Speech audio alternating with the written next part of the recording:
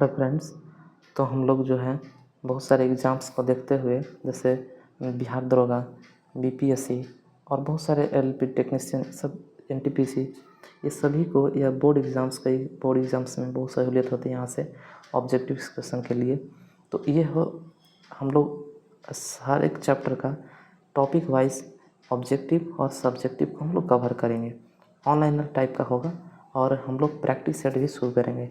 तो हम लोग क्या कर रहे हैं कि आज से शुरू कर रहे हैं प्रैक्टिस ऑब्जेक्टिव क्वेश्चंस। तो आप लोग को आंसर क्या करना है, कमेंट में करना है, कमेंट बॉक्स में करना है। और हम लोग जो है यहाँ से सेट शुरू कर रहे हैं। तो आप लोग सभी कोई जो आंसर पता होगा वो ज़रूर आप लोग देने की कोशिश करिए कमेंट बॉक्स में। तो हम लोग का जो टॉपिक है वह मानव शरीर का क्रिया विज्ञान, यानी कि ह्यूमन फिजियोलॉजी। तो जो हमारे शरीर के बारे में है उस सब का ऑब्जेक्टिव हम लोग आज से शुरू करेंगे। तो शुरू करते हैं क्वेश्चन नंबर 1। तो आप लोग ज़रूर इसको आंसर अगर पता होगा तो कमेंट में ज़रूर दीजिएगा। तो शुरू करते हैं हम लोग पहला क्वेश्चन से। कहते हैं कि मनुष्य में कुल कितनी हड्डियाँ होती हैं। तो ये है 210, 206, 202, 200। तो हम लोग को पता है कि 206 होता है। आते हैं क्वेश्चन नंबर 2 में कि नवजात शिशुओं में यानी छोटे बच्चों में हड्डियों की संख्या कुल कितनी होती हैं। तो उन लोग को होता है 300 हड्डी, है ना। उसके बाद हम लोग आते हैं क्वेश्चन नंबर 3 में, कह रहा कि मनुष्य की खोपड़ी में कितनी अस्थियाँ होती हैं। थोड़ा हम लोग, क्योंकि ये सब जो है ना, कभी अगर आपको लगे तो स्क्रीनशॉट रोक कर सकते हैं। तो हम लोग थोड़ा तेज़ी से, मतलब थोड़ा सा जल्दी से हम लोग करेंगे और हम लोग बहुत सारे क्वेश्चंस करेंगे ऑब्जेक्टिव। करीब हमारे पास जो क्वेश्चन हम लोग करेंगे 135 क्वेश्चन है, लेकिन हम लोग जो है 50 क्वेश्चन करते हैं, थोड़ा लंबा वीडियो ना हो उसकी वजह से। चलिए, तो हम लोग यहाँ पे क्या पढ़ रहे थे कि मनुष्य की खोपड़ी में कितनी अस्थियाँ होती हैं। तो हम लोग सबको पता है 29 होते हैं, 14 जो होते हैं, 14 होते हैं जो चेहरा में होते हैं। तो ऑप्शन नंबर यहाँ पे ए हो जाएगा। चलिए यहाँ पे आते हैं क्वेश्चन नंबर 4 में। मनुष्य के शरीर में पसलियों के कितने जोड़े होते हैं।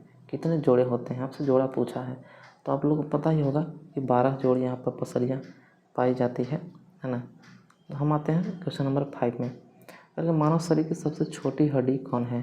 तो ये होता है स्टेपिस, ऑप्शन नंबर सी। क्योंकि आप लोग को पूरे कान में 3 6 हड्डी होती हैं, 3 एनएस होता है और 3 एनएस होता है। तो इसका ट्रिक एक छोटा सा जो आप लोग याद कर सकते हैं, मिस एक ट्रिक होता है, याद कर लेंगे, मेलियस इनकस स्टेप्स। ये जो एस से स्मॉल एस स्टेप्स, ऐसे याद रखिएगा। चलिए आते हैं आगे हम। मानव शरीर की सबसे लंबी हड्डी। तो अब बताइए कि सबसे लंबी हड्डी पैर में कहाँ होता है। तो अब जहाँ अगर होगा वहाँ पे आप देख सकते हैं कि घुटना होता है, यहाँ से एक ऊपर होता है, उसको हम फीमर कहते हैं। क्या कहते हैं, फीमर। तो इसको हम कहते हैं फीमर। तो इसका आंसर हो जाएगा फीमर, यानी कि जांघ की हड्डी भी कहते हैं हम लोग इसको। चलिए, टिबिया नामक हड्डी पाई जाती है। तो क्या होगा, टिबिया नामक कहाँ पाई जाती है हड्डी। तो सबको पता होगा टांग में पाया जाता है। जो हम लोग का ये जांघ है, जांघ के नीचे ऐसे एक घुटना होता है और घुटना के ऊपर जो ऊपर वाला जो हड्डी होता है, इसी को हम कहते हैं टिबिया। जो चिकना होता है इसको हम चमकीला हड्डी भी कहते हैं। तो टांग में पाया जाता है। बहुत अच्छा क्वेश्चन है ये। चलिए, दांतों तथा हड्डियों में पाए जाने वाले तत्व हैं। अब बताइए, दांतों और हड्डियों में पाए जाने वाले तत्व हैं। तो सबसे ज़्यादा हम लोग को शरीर में कैल्शियम की ज़रूरत होता है। कैल्शियम और फास्फोरस की ज़रूरत होती है। तो हम लोग को ऑप्शन नंबर सी हो जाएगा, कैल्शियम और फास्फोरस। क्वेश्चन नंबर 9 में कह रहा है कि अस्थियों यानी हड्डियों और पेशियों यानी मांस को आपस में जोड़ता है। तो देखिए, यह जोड़ता है, आप लोग को 2 को याद रखना है। यहाँ पे एक लिगामेंट दिया हुआ है, अब एक दिया हुआ है आपका टेंडन, ठीक है। तो देखिए, इसको हम याद करने का ट्रिक बताते हैं, या ऐसे ही आपको याद रखना है कि हड्डी को, यानी बोन प्लस बोन, यानी हड्डी को लिंक करता है। देखिए, हड्डी को क्या कर रहा है, लिंक कर रहा है, तो इसको लिगामेंट, ठीक है, लिगामेंट, BBL, ठीक है, BBL। तो बोन लिगामेंट। फिर आपको लिखना बोन प्लस मास, यानी कि मांस, यानी कि मसल्स। तो याद रखेंगे BM, ये क्या होता है, टेंडन, ठीक है, BMT। तो जैसे हो सके वैसे याद कर सकते हैं आप लोग, और इसका आंसर जो होगा वो हो जाएगा आपका टेंडन। चलते हैं नेक्स्ट क्वेश्चन, क्वेश्चन नंबर 10 में, कि कहता है यहाँ पे कि मनुष्य के जीवन काल में कितने दांत 2 बार विकसित होते हैं। तो ये जो दांत होते हैं वह मतलब 2 बार निकलते हैं, द्विदंती होते हैं। तो ऑप्शन नंबर सी 20 होते हैं। सबको पता होगा कि हम लोग को जो यहाँ पे थोड़ा समझ लीजिए कि जो हम लोग का इस तरह से अगर दांत होता है, इस तरह से दांत, तो आगे यहाँ पे 2 होता है, इंसाइजर कहते हैं। बगल में यहाँ पे केनाइन होता है तो 2 होता है। फिर यहाँ प्रीमोलर होता है ना, प्रीमोलर, और इधर भी होता है, इधर भी होता है। अब देखिए यहाँ पे एक 3 गो इधर होता है, यहाँ पे मोलर में 3 गो होता है, तो 3 इधर हो गया, 3 इधर हो गया, ठीक है, तो 6 गो हो गया। और ऊपर में क्या हो गया, ऊपर में इसी का डबल हो गया, 12 गो। और हम लोग का टोटल दांत जो होता है वो 32 होता है। तो 20 को जो दांत है ये प्री मोलर यहाँ से यहाँ तक, वो सब क्या होते हैं, दोबारा निकलते हैं। और इसमें से जो 12 दांत हैं वो हम लोग को जो है वो निकलते हैं शुरुआती दौर में, मतलब निकलेंगे और ख़त्म होंगे तो फिर दोबारा निकलते हैं। तो ये 12 को हो गए, 3 को यहाँ मोलर वाला पीछे वाला और इसी के जस्ट ऊपर वाला। तो अब इसको जब ऐड करेंगे तो 2 हो जाएगा और 3, इसलिए हम लोग कहते हैं कि हमारे मुंह में 32 दांत होते हैं। तो ये 20 इसका आंसर हो जाएगा। चलिए अब हम आते हैं, मानव शरीर में पाचन का अधिकांश भाग किस अंग से संपन्न होता है। अब हम लोग खाना खाते हैं तो मुंह से शुरू होता है, खाना मुंह से शुरू होता है और लास्ट में अंतिम में छोटी आंत में जाके पाचन क्रिया होता है और वहीं से अवशोषण हो जाता है, ठीक है। चलिए उसके बाद हम आते हैं आगे। देखिए नेक्स्ट क्वेश्चन यहाँ दे दिया है कि मनुष्य में पाचन क्रिया कहाँ से प्रारंभ होती है। मनुष्य प्रारंभ यानी कि हम लोग मुंह में खाते हैं तो हम लोग मुँह से चबाना शुरू करते हैं, वहीं से कार्बोहाइड्रेट का पाचन होता है। तो हम लोग का मुख में कार्बोहाइड्रेट का पाचन होता है, तो इसको मुख गुहा कहते हैं। मुख मतलब मुंह और गुहा मतलब खाली जगह होता है। चलिए आते हैं आगे क्वेश्चन, क्वेश्चन नंबर 13, मानव की पाचन नली लगभग कितने फीट लंबी होती है।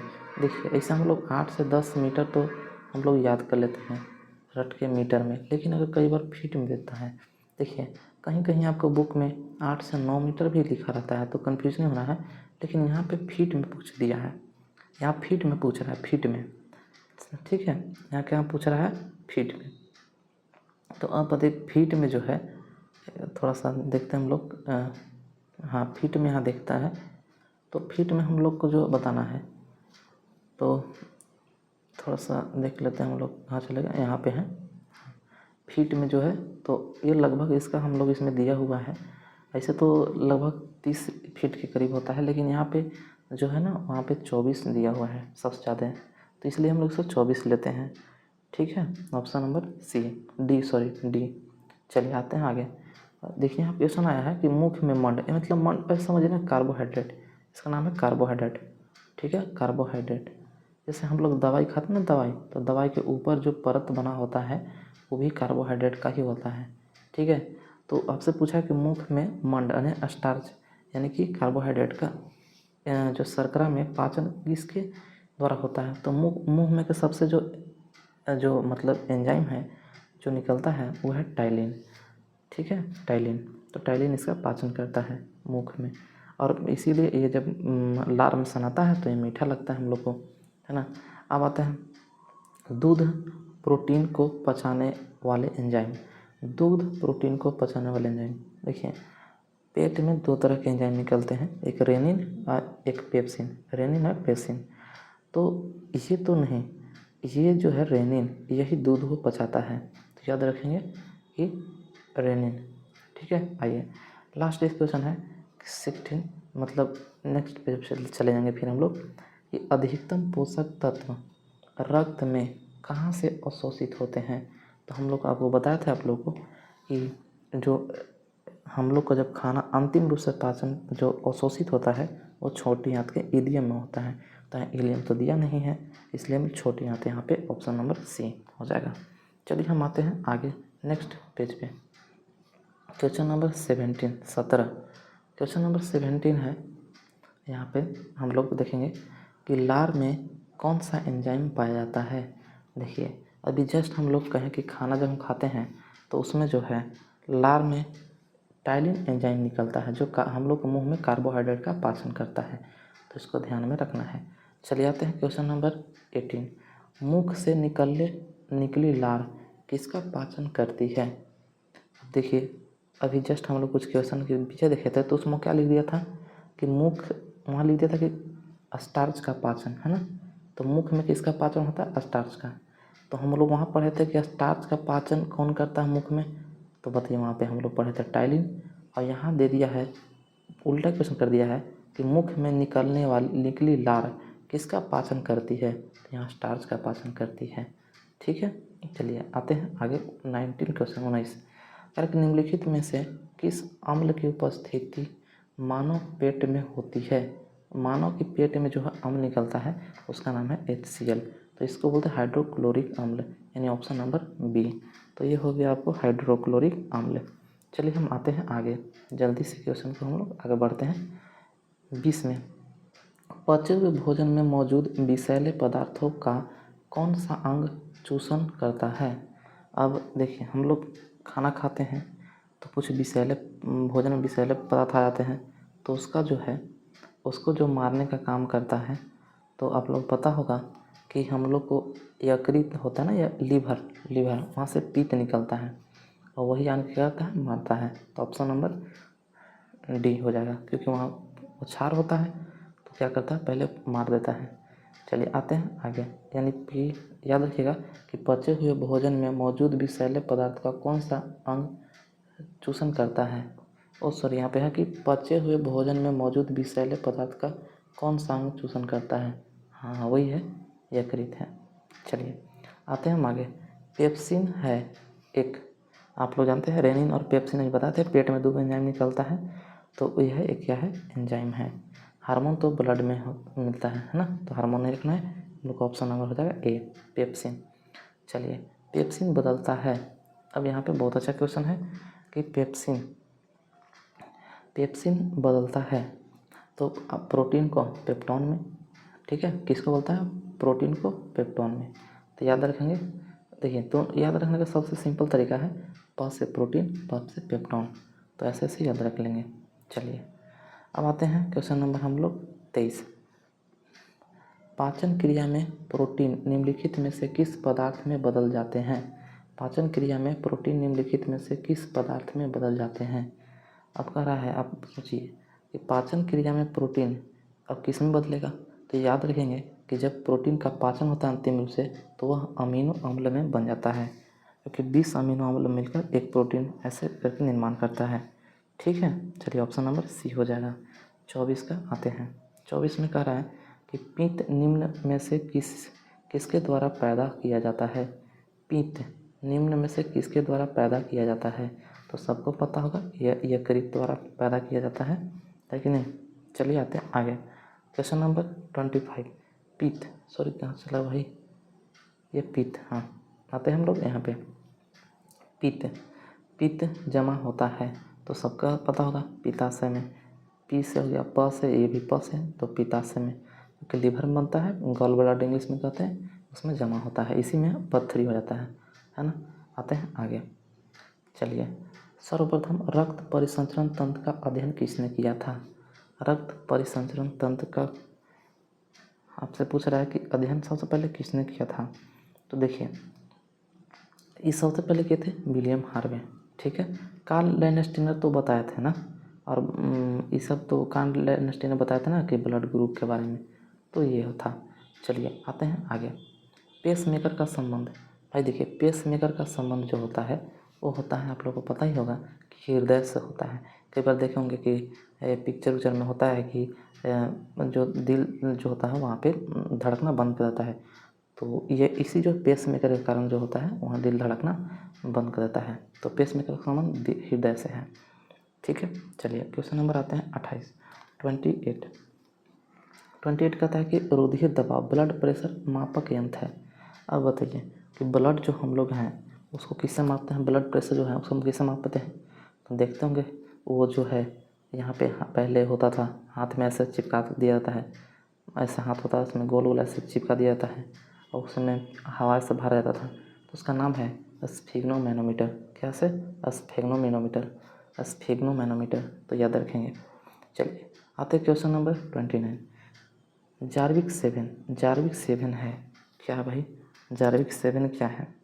ठीक है, तो आपको याद रखना है कि कृत्रिम हृदय है। कृत्रिम यानी कि आर्टिफिशियल दिल, हृदय, हृदय है ना, हार्ट। तो याद रखिएगा कि जार्विक 7 है वह है कृत्रिम दिल। पेसमेकर तो जानते ही हैं, पेसमेकर जो है वह है दिल को मतलब समझिए कि दिल का ब्रेन हम पेसमेकर कहते हैं। कृत्रिम नेत्र, ये तो आँख के बारे में है, तो इसमें है ही नहीं कुछ।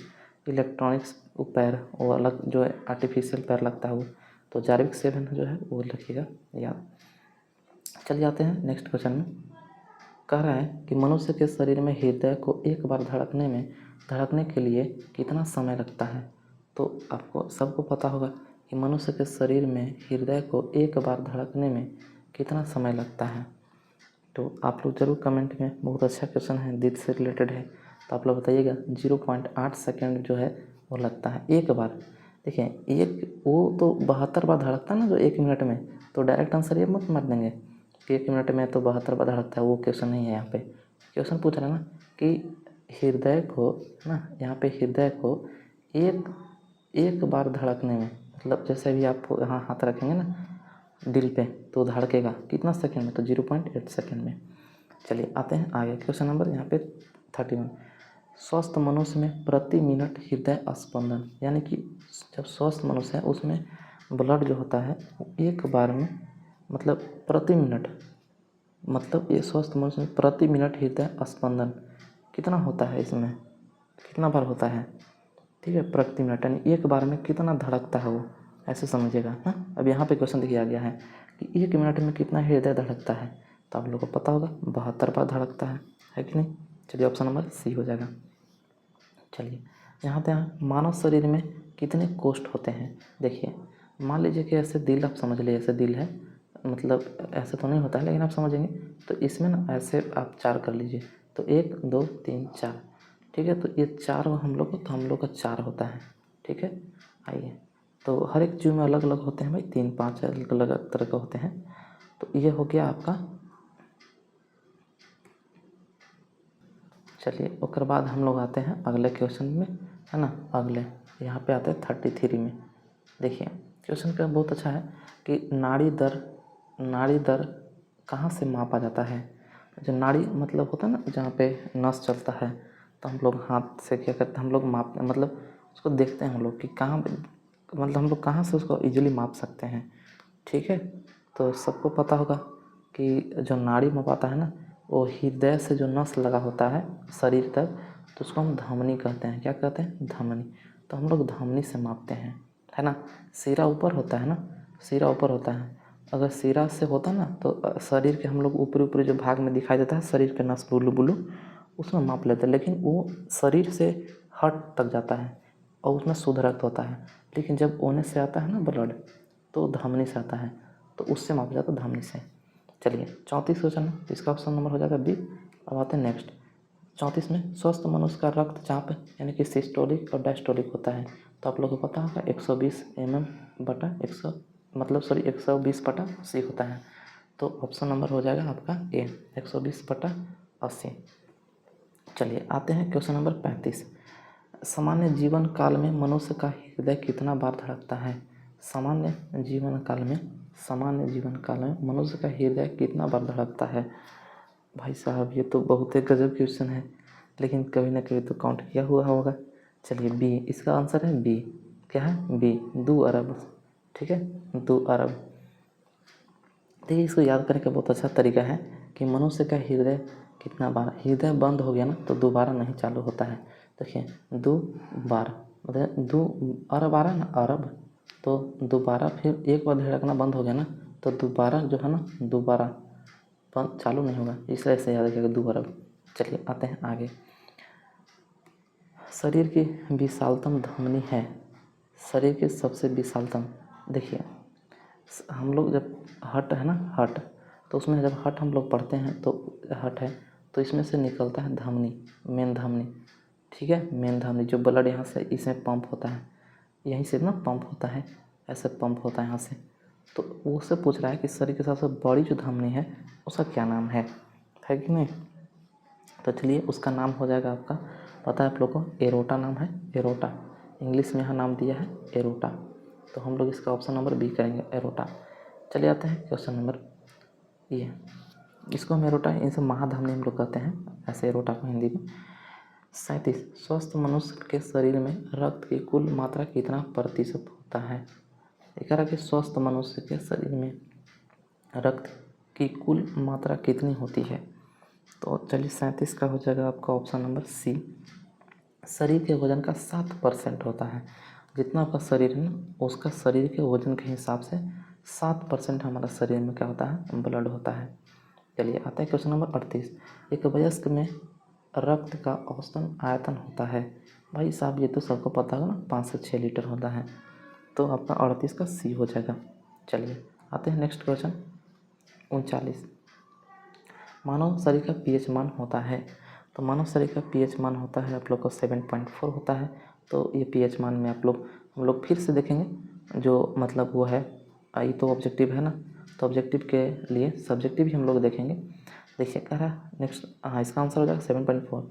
मानव शरीर में रुधिर बैंक, ब्लड बैंक का कार्य कौन करता है। तो सबको पता होगा तिल या स्प्लीन। तो जो ऑप्शन आप लोग कमेंट बॉक्स में देते चलिएगा आप लोग देख कर, और जो पढ़ने वाले उनको वजह शेयर करेंगे। चलिए आते हैं क्वेश्चन नंबर हम लोग 14 हो गया 41। रक्त में पाई जाने वाले धातु, भाई साहब ये तो कमल का है, आप लोग को पता ही होगा कि ऑप्शन नंबर डी होगा, क्योंकि रक्त की कमी में अगर आयरन मतलब रक्त में आयरन कमी, लोहा कमी हो जाएगा तो एनीमिया हो जाता है, इसलिए आप इसको याद रखेंगे 41 का डी। चलिए रक्त का शुद्धिकरण कहाँ होता है। चलिए ये आपको ज़रूर कमेंट में करना है, क्योंकि रक्त में ब्लड में मतलब ब्लड में यानी रक्त में अगर ऑक्सीजन मिल जाता है तो कहाँ मिलेगा, फेफड़ा में मिलेगा। तो फेफड़ा में इसका क्या होता है, शुद्धिकरण। और किडनी में तो भाई छानने का काम होता है, तो इसे याद रखिएगा, है ना। और पंप करने का काम हृदय में होता है, तो याद रखेंगे। चलिए आते हैं नेक्स्ट क्वेश्चन यहाँ पे। रक्त में लाल रंग निम्न में किसके कारण होता है।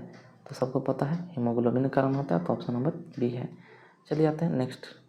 शरीर में हीमोग्लोबिन का कार्य है, शरीर में हीमोग्लोबिन का कार्य है, तो हम लोग को पता ही है रक्त में हीमोग्लोबिन ऑक्सीजन का परिवहन, यही तो ले जाता है ना पूरे शरीर में, तो यहाँ ले जाना ऑक्सीजन का परिवहन, ऑप्शन नंबर ए। 44 का ऑप्शन हो जाएगा ए। आते हैं 45। हीमोग्लोबिन किसका महत्वपूर्ण घटक है। हीमोग्लोबिन किसका महत्वपूर्ण घटक है। तो सबको हम लोग को पता होगा कि भाई हीमोग्लोबिन जो है, जो हीमोग्लोबिन आरबीसी का काम करता है, क्योंकि इसी कारण लाल होता है, तो आर से रेड से है ना, रेड, तो इसलिए रखेंगे हीमोग्लोबिन आरबीसी। चलिए आते हैं अगला क्वेश्चन में। मानव शरीर के भीतर खून निम्नलिखित से किसकी उपस्थिति के कारण नहीं जमता है। तो इतना सबको पता होगा, हिपैरिन जो ये लीवर में बनता है ना, हिपैरिन, उससे। चलिए आते हैं अंतिम 2 क्वेश्चन हम लोग को बचा हुआ है यहाँ पे। चलिए रुधिर के प्लाज्मा में निम्नलिखित में से किसके द्वारा एंटीबॉडी निर्मित होती है। रुधिर के प्लाज्मा में निम्नलिखित में से किसके द्वारा एंटीबॉडी निर्मित होती है।